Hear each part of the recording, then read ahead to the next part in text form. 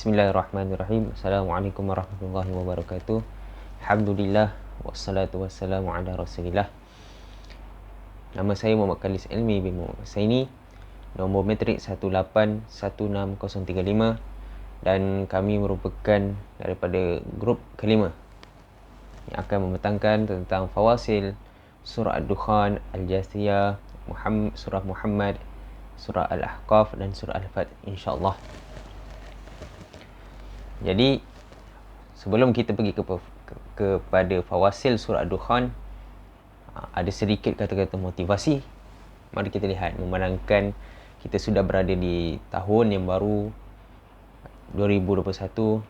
Mudah-mudahan dengan kata-kata motivasi ini mampu memberi motivasi kepada kita untuk terus ke arah lebih positif, insya-Allah. Apakah kata-kata itu? Orang yang hebat bukanlah mereka yang hebat daripada orang lain, tetapi hebat daripada dirinya sebelum ini. InsyaAllah. Jadi fawasil surah Ad-Dukhan, kita teruskan. A'udzubillahi minasyaitanirrajim pada ayat innaha. Bismillahirrahmanirrahim. Assalamualaikum warahmatullahi wabarakatuh. Nama saya Muhammad Haziq Azman bin Hazal Selamat. Nombor metrik 1816032. Jadi pada hari ini saya akan bentangkan tentang slide Al-Fawasil fi surah Ad-Dukhan. Al-Fawasil fi surah Ad-Dukhan ini menceritakan tentang ayat pertama surah Ad-Dukhan, iaitu Hamim. Dan ya Ma'dud ini adalah yang mengira Hamim itu sebagai satu ayat adalah Kufi faqat. Kufi saja mengira Hamim sebagai satu ayat. Dan ghair Ma'dud yang tidak mengira Hamim sebagai satu ayat adalah Al-Bakun. Dan seterusnya adalah Yaghli fil Butun.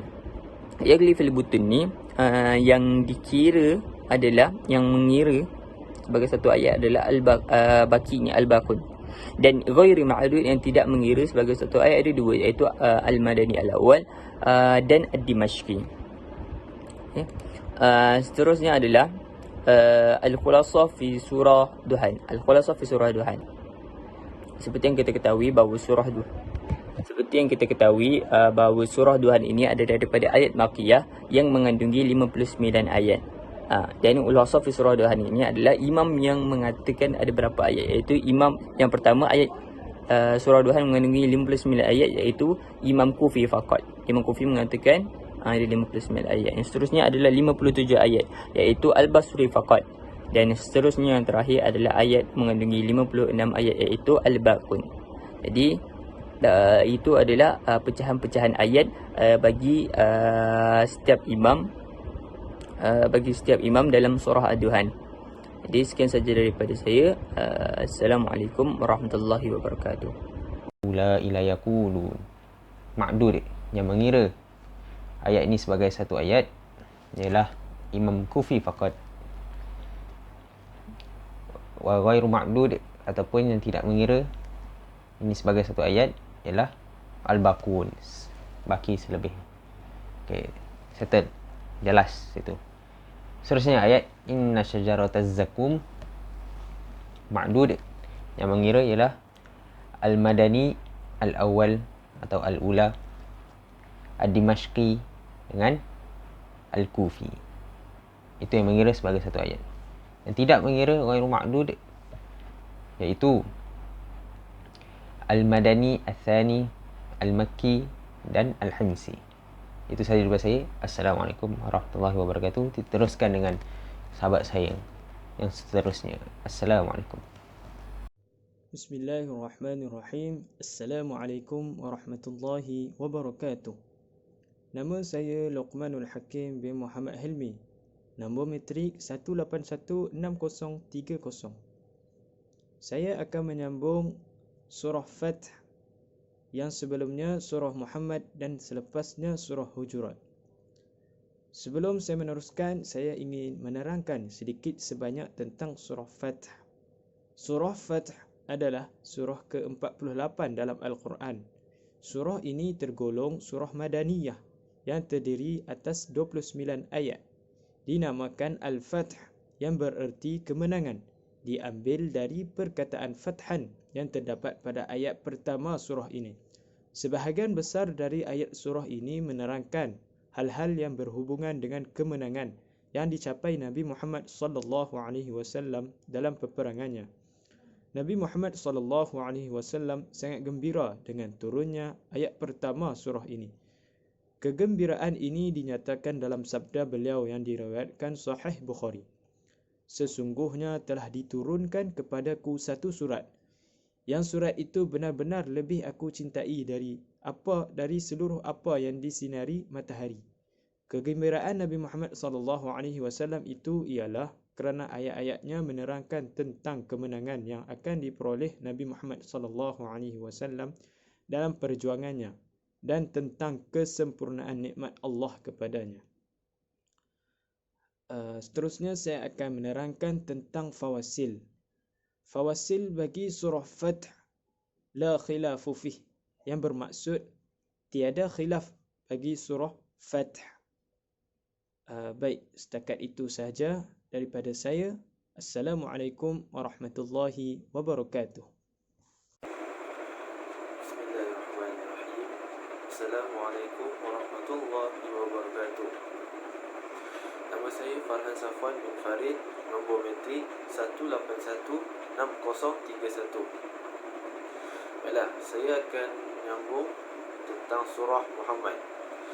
Sebelum saya pergi lebih lanjut, saya akan menerangkan sedikit sebanyak tentang surah Muhammad ini. Baiklah, surah Muhammad merupakan surah ke-47 dalam Al-Quran, iaitu selepas surah Al-Ahqaf dan sebelum surah Al-Fath. Baiklah, kenapa dinamakan surah Muhammad? Dinamakan surah Muhammad kerana ia menerangkan penurunan Al-Quran kepada Nabi Muhammad SAW. Dalam Al-Quran, lafaz Nabi Muhammad SAW hanya disebut pada 4 tempat sahaja. Ayat-ayat tersebut ialah surah Ali Imran ayat yang ke-144, surah Al-Ahzab ayat 40, surah Muhammad ayat 2 dan surah Al-Fath ayat yang ke-29. Selain itu, selain surah Muhammad, surah ini juga dinamakan sebagai surah Al-Qital. Kenapa ia dinamakan surah Qital? Kerana ia membahaskan hukum-hukum yang berkaitan dengan peperangan, sama ada ketika peperangan sedang berlangsung ataupun ketika akhir peperangan, iaitu yang menerangkan tentang hukum untuk orang-orang tawanan. Baiklah, seterusnya saya akan menerangkan tentang fawasil surah Muhammad. Untuk surah Muhammad ni, fawasilnya la khilafu fi, yang bermaksud tiada khilaf dalam surah Muhammad ni. Baiklah, sekian saja daripada saya. Assalamualaikum warahmatullahi wabarakatuh. Okay, bismillahirrahmanirrahim. Assalamualaikum warahmatullahi wabarakatuh. Nama saya Muhammad Nasrullah bin Muhammad Nazari, semester 6, nombor metrik 1816100. Okey. Pada video ini saya akan membentangkan fasilah surah Al-Ahqaf. Pertama, fasilah surah Al-Ahqaf. Ya. Surah Al-Ahqaf ini fasilahnya tiada khilaf. Matan juga tidak ada yang menerangkan khilaf-khilaf tentang surah Al-Ahqaf. Jadi maknanya surah Al-Ahqaf ini ittifaq semua imam menganggap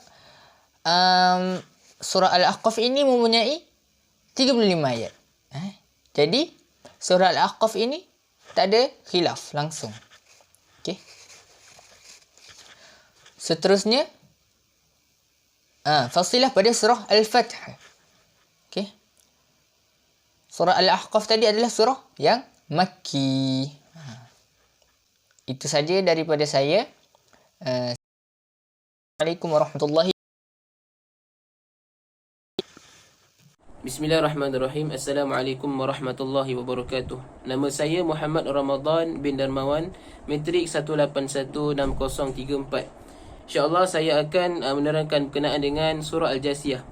Sedikit pengenalan berkenaan dengan surah Al-Jasiyah. Surah Al-Jasiyah ini adalah surah yang ke-45 dalam Al-Quran, dan ianya tergolong dalam surah Makiyah, iaitu diturunkan di Mekah.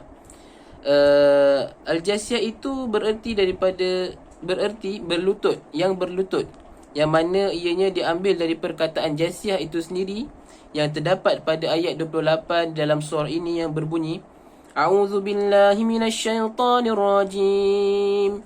Wa tara kulla ummatin jasiyah. Kullu ummatin tud'a ila kitabiha al-yawma tujzauna ma kuntum ta'malun. Sadaqallahul azim. Yang mana ayat berkenaan yang telah saya baca tadi berkisahkan tentang keadaan manusia pada hari kiamat, yang mana manusia pada masa itu dikumpulkan ke hadapan mahkamah Allah yang maha tinggi, yang telah membicarakan atau memberikan keputusan berkenaan perbuatan yang telah mereka lakukan di dunia. Pada hari itu semua manusia akan berlutut di hadapan Allah. Kerana itulah dinamakan surah Al-Jasiyah. Dan surah ini juga dinamakan dengan Asy-Syari'ah, diambil daripada perkataan syariah. Juga terdapat dalam ayat pada surah ini, iaitu pada ayat yang ke-18. A'udzubillahi minasyaitonirrajim. ثم جعلناك على شريعة من الأمر فاتبعها ولا تتبع أهواء الذين لا يعلمون. Sadaqallahul azim. Jadi itulah sedikit pengenalan berkenaan dengan surah Jasiyah. Dan fawasil berkenaan dengan surah ini, ulama bersepakat bahawa surah ini mempunyai 37 ayat. Tiada khilaf di antara ulama berkenaan dengan bilangan ataupun jumlah surah Al-Jasiyah ini. InsyaAllah itu saja daripada saya. InsyaAllah akan disambungkan oleh sahabat saya.